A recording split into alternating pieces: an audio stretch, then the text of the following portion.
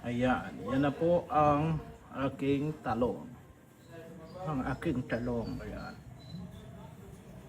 So, ayan po. So, mayroon na akong ilang puno? 1, 2, 3, 4, 5, 6, 7. So, ayan po. Mayroon pa dito mga punla. So, pwede pa yan. Mayroon na ako dito. Ayan, sili. Ayan, yung sili. At mayroon din kamote. Ito naman yung regalo ni Auntie Bilin sa akin. Kagawad Bilin Flores. Ayan. Ganda na ito. Kaso nga ngayon, mas gusto ko yung paghahalaman ay yung ganito mga gulay-gulay. Kasi pwede mo siyang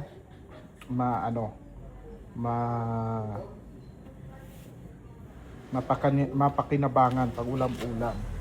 Ayan naman po ay hindi po sa akin yan. Hindi na ako umiinom. Yan ay lagayan lang ng katon. Ayan.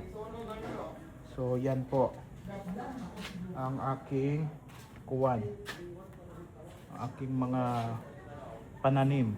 So mayroon pa ako ditong kukupit. Ito ang ginagamit ko ngayon. Shout out sa Ramgo International Corporation. Sana po ay mabigyan nyo ako ng mabigyan. Hindi, palagi ko talaga ganito talaga binibili ko sa Welcon. O baka naman Ramgo International Corporation. Pero mas maganda talaga ang mga binibili nating mga ganitong mga produkto. Kasi dati dito sa bahay ako ay may pitsay din. Tanim-tanim.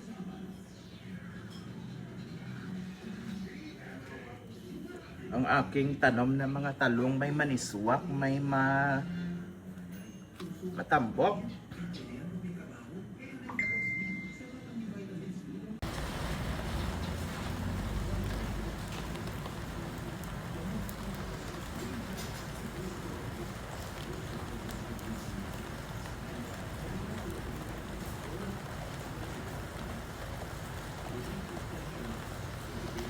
After na ilang mga buwan, ayan na siya.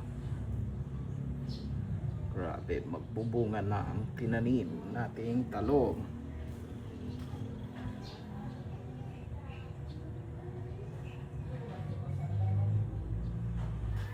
Dito, yan ang bulaklak na.